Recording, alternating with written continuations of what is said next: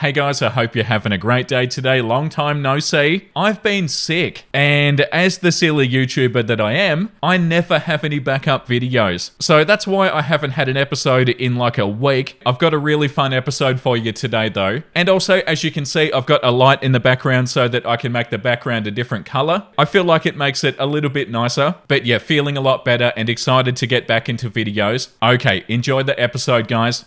Am I the a-hole for telling my cheating ex-husband that I'll never feel bad for him and I'll never help him make this better? I, 46 female, was married to my ex-husband John, 48 male, for a decade. When I found out that he'd cheated multiple times with multiple women, one of whom became a fully fledged affair. We had 3 young kids at the time. How I found out was I started suffering some concerning symptoms, went to the doctor and some tests were ran, and it was discovered that I had gonorrhea, which had caused pelvic inflammatory disorder. The whole thing was devastating, and John didn't even pretend that he was concerned about me, but he was concerned about his affair partner Kathy. The two of them married after the divorce, and I had to pick up the pieces, deal with the consequences of John's cheating, and help my kids deal with the divorce, all while I had to be civil in front of the kids, which killed me. I had minimal contact with John and Kathy. I refused to speak to either unless I had to. A few times they attempted additional contact with the aim of us being friends, but I shot that down and I told the two of them to rot in hell. The kids had a good relationship with their dad until a few years ago, but John and Kathy were unable to have children together. I believe she had miscarriages and stillbirths, and my kids felt there was pressure on them to gather around them and love Kathy so that she'd still feel like a mother, but none of them had a close relationship with her, and they felt like their dad was manipulative about it, so they started going to his house less, and they faded away. My youngest graduated in May and didn't invite John or Kathy. There were discussions about it, but ultimately he decided that he would prefer to focus on his achievement and not the drama.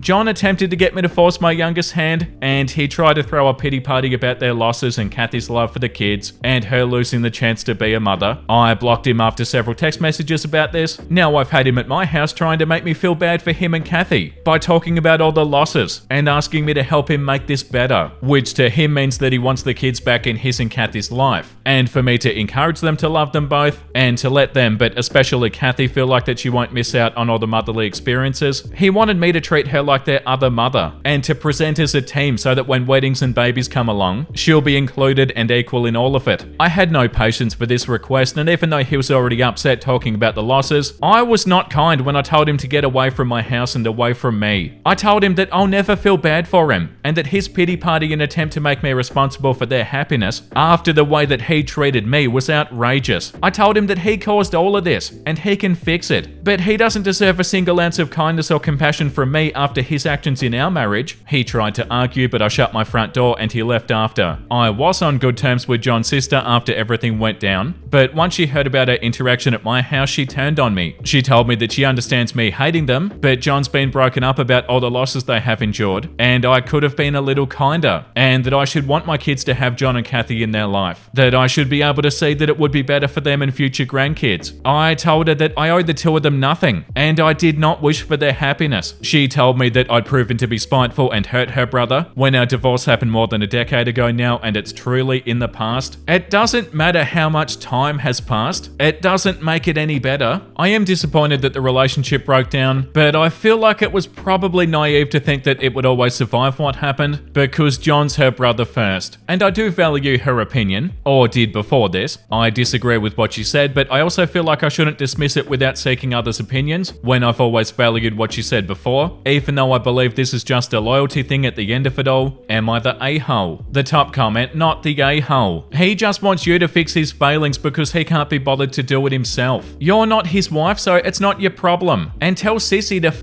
off. You don't owe either of them a damn thing. And the sister being like, oh, it's in the past. Oh, you cheated on me a long time ago, so now it doesn't matter? Of course it matters. This comment says, shouldn't your kids' opinion and being pressured to make Kathy their mum be the real issue here? Your kids don't want to give them the time of day. You don't have to either. Not the a-hole. And OP said, John's sister told me that my kids are still young enough to need my influence, and that John might have pushed Kathy on them too much, but cutting him out of their life was too extreme for the action, that I should be correcting it because the kids love and trust me. However, I want them to keep loving and trusting me, which means supporting them. Yeah, 100%. They're not going to love and trust you if you force them to make Kathy their mum. What they say, that I should be correcting it because the kids love and trust me. However, I want them to keep on loving and trusting me, which means supporting them. Yeah, don't listen to them for a second, OP. The comment below that says, block the dumb sister, not the a-hole. Yeah, definitely. Am I the a-hole for telling my biological daughter I was nothing more than an egg donor, and that her real mother is the woman who raised her? I'm sorry this is long, but it's complicated and I really need some perspective. 25 years ago, my close friend Clara and her husband James were struggling with infertility. Clara couldn't conceive or use her own eggs. She asked me if I would consider carrying a baby for them to use my egg and James's sperm. I had already had my 2 kids and I was done having children. I was hesitant at first, but eventually I agreed because I wanted to help my friend become a mother. 9 months later, their daughter Bella was born. From the start, Clara and James raised her as their own. I've always been auntie to her, just a close family friend, and that's all that she ever knew. My own kids always knew the truth. I never hid it from them. They understood that Bella was biologically related to them, and that I had helped my friend start a family. I never told Bella anything because I truly didn't feel that it was my place. It was something that her parents needed to decide if or when to tell her. A few weeks ago, Bella and her fiance were at his family's house, and they all did one of those DNA kits for fun. When the results came back, Bella saw that she had Cuban and black ancestry, which confused her since she knows that both of her parents are white. Instead of asking them, she used the combination to their safe, which she'd learned a while back, and started going through their personal documents. She found an old photo of me pregnant in a hospital bed, with Clara holding my hand, and she also found paperwork about Clara's infertility. After that, she started pulling away, especially from Clara, and none of us understood why until everything exploded. My family and I were over at Clara and James's house helping out with wedding prep. At one point, Clara and I were in the kitchen talking about my kids, and Clara mentioned that I'd paid for both of their weddings. She wished that she could do the same for her daughter. Bella must have overheard because she walked in and suddenly said that I should be paying for her wedding too, since she's also my daughter. I was totally thrown off. Clara asked what she meant, and Bella snapped and said that I was her real mother, and accused Clara and James of lying to her. She said that she'd grown up in a fake home while my kids got the life that she was supposed to have, and she slammed the photo on the table and stormed out with her fiance. The next day, Clara asked me to come over. Bella didn't want to, but showed up later after Clara begged her. She told us about the DNA test and going through the safe, and how she felt like this answered something that she'd always felt deep down. She said that she's always been jealous of my kids, not just for their vacations or their home life, but also because I gave them a good life without any hardships. She said that she still loves Clara, but feels like she never really belonged, and now she thinks that I'm the missing piece. She even called Clara a child snatcher. That's when I stepped in and I told her she needed to stop talking to Clara like that. She turned to me and said, "You're my real mother. Why don't you love me?" I told her as calmly as I could that I was nothing more than an egg donor. I told her I love her like a niece and that's all. Clara is her real mother, not me. I wasn't the one who raised her. I wasn't there for her childhood. Clara was. I never saw her as my daughter because that wasn't the role that I had in her life. She left again crying, and since then has sent me over 20 messages. Some are angry and some are pleading. She asked me to meet with her and James because she says that we're her real parents. She says that she loves Clara, but she insists that she's always felt a disconnect and that I'm the reason why. Clara and I have been in touch since the blow up, and we're both heartbroken. My husband thinks that I should have a one-on-one with Bella, but honestly, I feel like there's nothing left to say. I didn't raise her, Clara did. She was always a wonderful mother, and up until now, she and Bella had a great relationship. I don't know why Bella is spiraling like this. Clara was there for every birthday, every school day, every scraped knee, every heartbreak and milestone. I made peace with my role in Bella's life a long time ago. I never saw myself as her mother, not because I didn't care, but because that was never the agreement. I helped a friend become a mother, and I kept that promise. So, am I the a-hole? Edit, I mixed myself. Bella has light skin with incredibly loose curls. From the outside looking in, she does look like Clara's biological daughter. The top comment says, sounds like Bella's Bella's having an existential crisis. And the response says exactly. That's what it looks like to me too. She found out something huge in the worst way possible, and now she's scrambling to make sense of who she is. It's messy, but yeah, definitely feels like an identity spiral more than anything else. The second top comment says, not the a-hole, you told her the truth. Clara and James should have been open about how she came into the family much sooner, and with the help of a therapist. Keeping this a secret while everybody but her knew made her feel betrayed and lied to, and that's understandable. Bella needs therapy for herself and family therapy for her and her parents together. If she really feels disconnected, there must be a reason for it. This comment says, this is why you don't lie to children. You tell them the truth from day one. And OP said, truly, I do think this was a conversation that should have happened years ago, but Clara and James were against it, saying that they weren't ready. I hate that this blew up in their face, but it was bound to happen at one point. The response says they weren't ready. For crying out loud, the girl's what, 25? And getting married, but they weren't ready? That whole family needs therapy. This comment says, Clara and James really f***ed up here. This is a conversation that you have very early on. As soon as the child can understand, you give an age-appropriate explanation and add to that as they grow up. I've seen it with adopted children where it blows up in the same way, and it's critical that children learn this in a safe, controlled manner. It's no wonder Bella's having an existential bloody crisis. She learned this late, in the worst way possible, and that's her parents' fault. You're not the a-hole, but Clara and James absolutely are.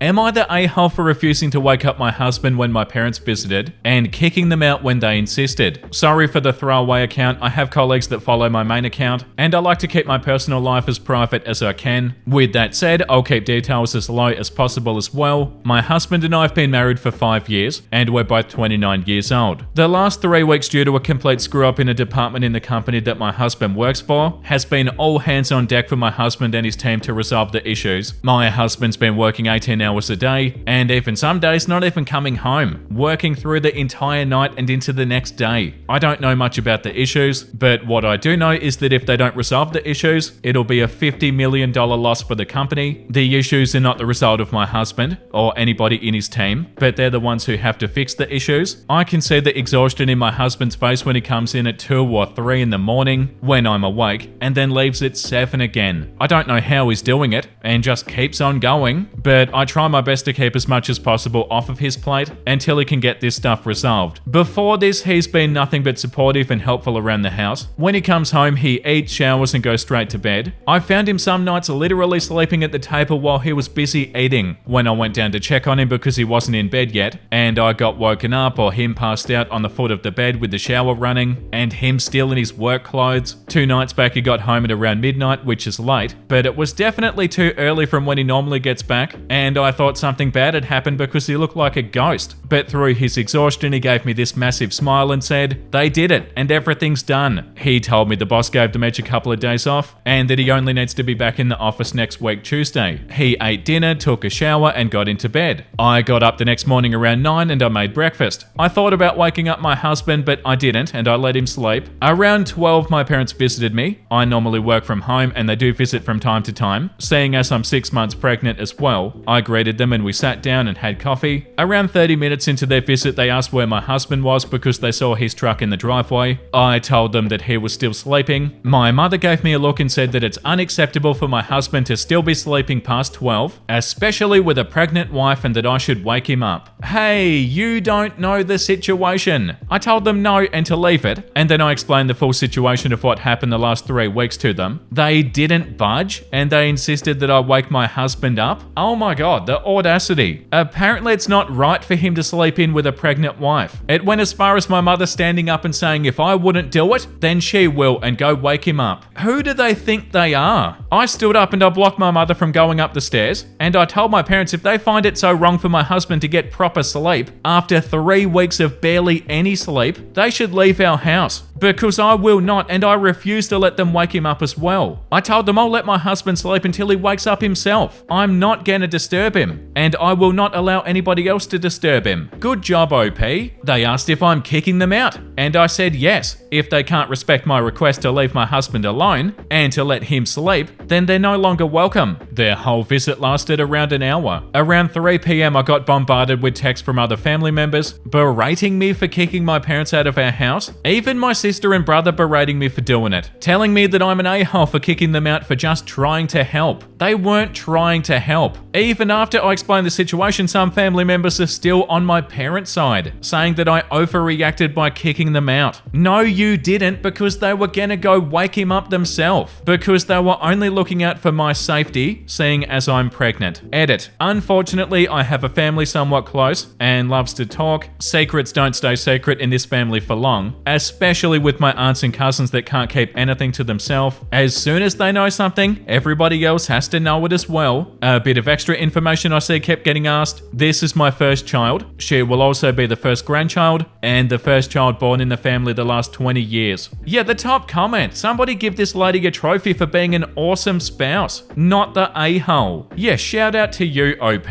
You did such a good job here, OP. You love your partner loves you. He was pretty much not sleeping for 3 weeks. He 100% needs to sleep. And who do your parents think they are? I'm trying to imagine if I were in the parent shoes and OP said that their husband was in bed because they've barely slept for 3 weeks. I'd be like, okay, cool. And I'd try to be quiet. Them getting up and being like, oh, this is unacceptable. I'm gonna go wake him up if you don't wake him up. Like, what a-holes? The second top comment says, not the a-hole. Your parents are ridiculous. Don't let them come over for some time. Let the poor dude sleep. Yeah, and the other family members messaging OP being like, oh, you're an a-hole because of this. And that OP's an a-hole because OP kicked them out. Like, stay out of it. The comment below that says, trying to help with what? Your husband's sleeping and you're minding your own business working from home. I'd be calling everybody on a group call and giving them a piece of my mind. Yeah, I don't tolerate disrespect like that. It's your home and they came in giving unsolicited opinions. And your relatives would be getting it too for sticking their beaks where they don't belong. You're pregnant, not terminally ill. And OP said that was my point as well. It's not like the pregnancy's keeping me from not being able to do anything. Everything's going great with the pregnancy, except feeling like a bowl. Other than that, I'm fine. This comment says, you're not the a-hole, but your parents and anybody backing them up are. You absolutely did the right thing letting your husband rest. He deserves to. And if your parents wanted to help, they could have offered to cook or clean, or something useful. Causing you stress and disrespecting you was the opposite of helping. Yeah, that's such a good point. How were they helping? But yeah, not the a-hole to you, OP. You did such a good job. Am I the a-hole for telling a friend that a tattoo on her chest saying Forever Brian's is a deal breaker for most men, even though Brian has since passed away? I've got a friend named Ola that's relatively new, as I've only known her for 4 years. She has a tattoo on her chest just below her collarbone that says Forever Brian's. She got it when she was quite young, early 20s, about 15 years ago, when she was engaged to her first love, who unfortunately passed away due to cancer. That's my understanding. I don't know the history beyond that, but it happened quite fast, and she got the tattoo after he passed away. I've been watching her date for about 4 years now, and the tattoo's consistently been a sticking point for the 3 or 4 guys that I've seen her with. Each one has said it differently, but they've all said that they'd like her to get it removed, or that it makes them uncomfortable enough to leave the relationship when it got serious. Last night, Ola and my wife were having a girls' night together, and I was downstairs enjoying some Baldur's Gate 3, when they both came down and asked me for a guy's opinion. And they harassed me until I put the controller down. I warned them repeatedly that if they were to ask me for a guy's opinion, that I would provide one, but it might be hurtful. So I asked the ladies if they remembered the movie Titanic. They both agreed. I asked them if they remembered what the core theme of the movie was. They both answered that it was a love story between Jack and Rose. So I told Ola, do you know who it wasn't a love story for? Rose's husband. Rose's husband married her, had children with her, stayed married to her for roughly 60 years and grew old together, overcame adversity and successfully had a long life together. But Rose didn't think of her husband or those memories together when she died 60 years after. She thought of Jack. All of that living that Rose and her husband did together meant little because in the end, when she passed over, she went to her first love, Jack. I looked at Ola and I said, that tattoo is written confirmation that they're not your forever person, which is fine when you're casually dating, but what you're indirectly asking for when things start to get serious is if they're willing to sign up to be your Rose's husband. I agreed that Brian had passed away over a decade ago. I agreed that it wasn't fair. I agreed that they were stupidly competing with a dead person. I agreed that removing it won't change how she felt about Brian. But my bottom line was that this was a one guy's opinion on the matter, which obviously all her previous boyfriends to some degree agreed upon, as each one has raised it as a serious issue to them. I wasn't trying to start a huge argument, but that's basically what happened. So I tried a different approach and I told her, look, I'm not trying to start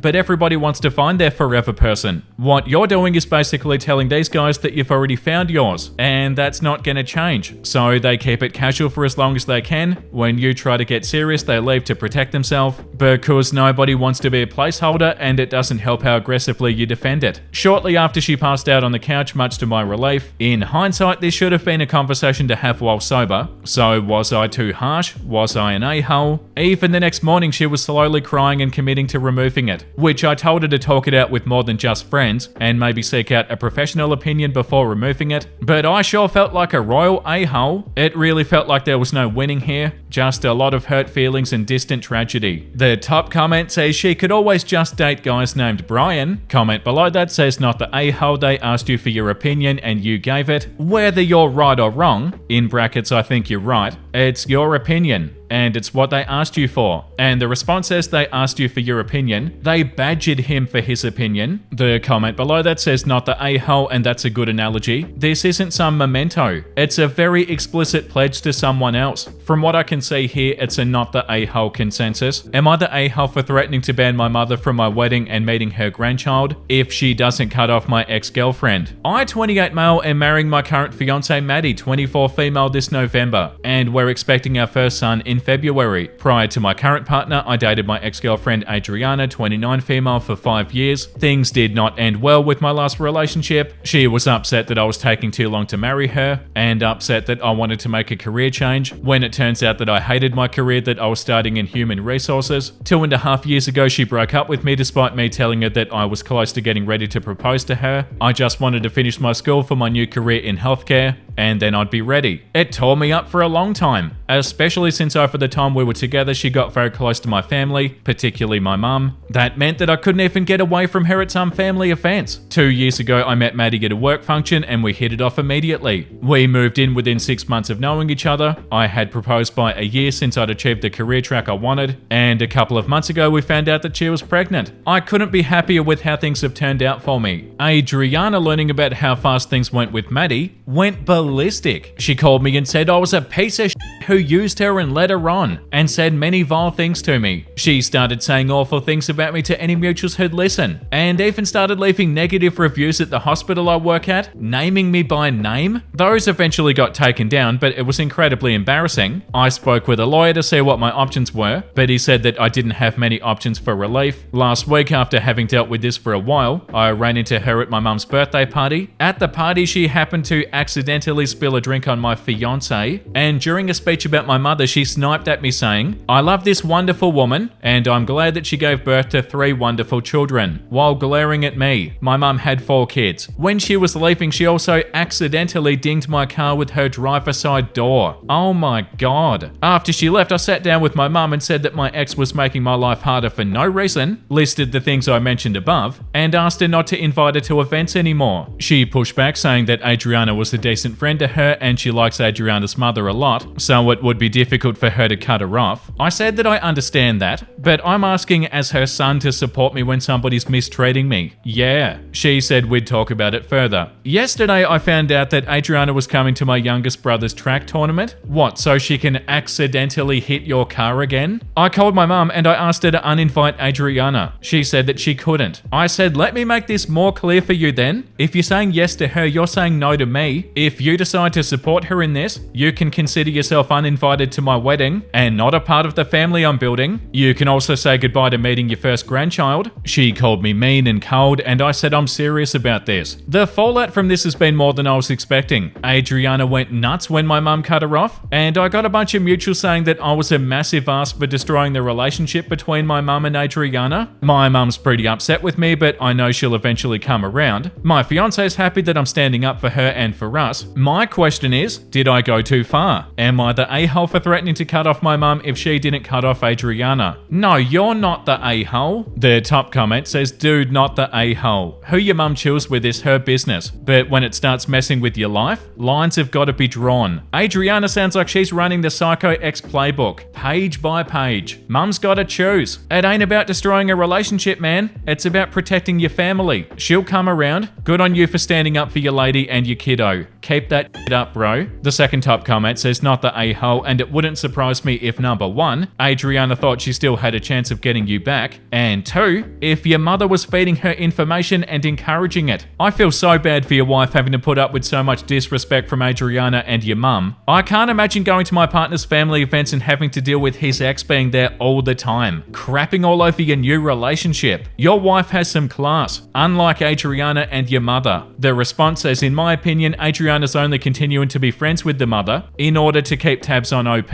and to cause as much trouble as possible. She's made the entire so-called friendship with the mother all about her obsession with OP, and is shamelessly using OP's mother. I feel so sorry for your wife, OP.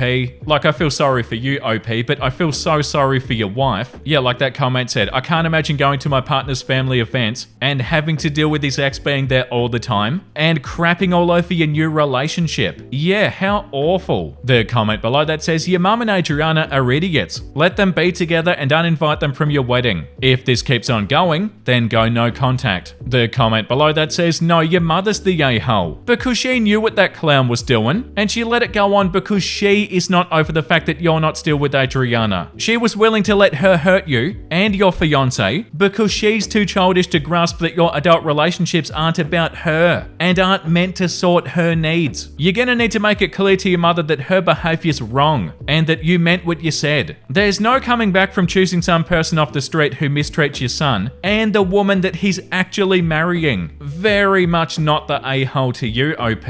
Am I the a-hole? Refuse to acknowledge my best friend's wife. I, 24 male, have been having issues with my best friend's 23 male wife, 20 female for months now. From the first day that we met, she judged me. First, it was because I couldn't attend their wedding. I was working remotely in a different country at the time. I apologized profusely and I ordered them a pizza oven for a wedding gift. These were little remarks that my girlfriend, 23 female, could hear in the background of our phone calls. She would write down what she heard for me since I'm deaf. My phone is capable of translating audio calls into text on my screen, but it can only pick up so much, and for the most part I rely on context clues. It had gotten more ridiculous when I returned to the States and I finally met her. She didn't realize that I was deaf. She started yelling, for the record we can tell, and ignored my girlfriend who tried to explain that yelling is rude to do. It's much easier to read lips when you speak normally. In other times when we'd meet up, which I made sure wasn't often, she wouldn't look at me when speaking. She was relying on my girlfriend to translate, which my girlfriend shouldn't even have to do. I'm capable of reading lips. Again, also rude to do even if I had a certified translator with me. Last night at a game night broke the straw for me. His wife offered to order dinner for all of us. When the driver dropped off the delivery, she didn't order anything for me. She apologized and said, well, I forgot that he was here since he's so quiet. I've never been so embarrassed to be deaf until that moment, which is saying a lot because I was born deaf. My girlfriend shared her dinner with me. I ignored his wife for the rest of the night and we called it early. My girlfriend lied and told them that she had an important meeting to prepare for. His wife, I think he asked her to, had been texting me with half-baked apologies that I've been ignoring. This caught the attention of my best friend, who texted me asking me why I was being mean and ignoring her, that she was sorry for what happened and that she wasn't lying about me being quiet. He told me that I shouldn't be so butthurt over a few comments. I've been ignoring him too. I don't think making fun of me or the deaf or hard of hearing community is funny. Am I the a-hole for acting sensitive to this and ignoring them both? I don't want to throw away our friendship, but I feel like it's for the best. My girlfriend is supportive of removing ourselves from them or for forgiving them and moving forward. Edit correcting my mistakes. I'm not used to my best friend having a wife now instead of a girlfriend. The top comment, that she was sorry for what happened. No, she wasn't. And even if she were, you're more important than she is. Take care of yourself first, not the a-hole. The second top comment says, just to be clear, that slight at forgetting to get you food because you're quiet was intentional. No way she forgets you but remembers your girlfriend. The one below that says, drop that friendship fast as hell. His wife's ignorant and your friend is compliant. No way. This comment says, telling a deaf person, oopsie, you don't get any food because you were so quiet, is one of the most obtuse, ignorant, and flat out disrespectful things I've seen in quite a while. That's next level a-holery. The friend downplaying it, calling OP mean for ignoring the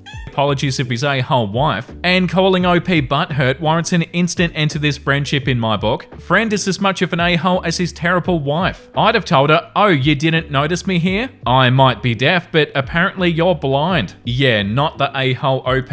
Am I the a-hole for hiding my cast iron pan from my roommate? I, 26 male, live with my roommate Alex, 25 male. For the most part, we get along great, but we have a reoccurring issue in the kitchen. I'm really into cooking, and I've slowly bought some nice pieces of kitchen equipment for myself. My favorite thing is a cast iron skillet that I've spent ages seasoning and taking care of. It's kinda my baby. Alex keeps on using it without asking. I wouldn't even mind that much if he knew how to clean it, but he treats it like any other non-stick pan. He'll leave it to soak in the sink overnight, use soap, or even use a metal scourer on it, which completely destroys the seasoning I've built up. I've explained to him probably 4 or 5 times how to take care of it, and asked him to please leave it alone if he can't remember. He always just says, yeah, my bad, and then does the same exact thing a week after. Last week I'd had enough. I found it in the sink again, soaking in soapy water with leftover pasta sauce in it. I was so pissed. I didn't even say anything to him this time. I just cleaned it, re-seasoned the whole thing, and now I keep it in my bedroom when I'm not using it. Well, today he wanted to cook something and couldn't find it. He asked me where it was, and I told him honestly that I was keeping it in my room because he's proven that he can't respect my property. He completely blew up, saying that I was being a petty, childish a-hole and that it's just a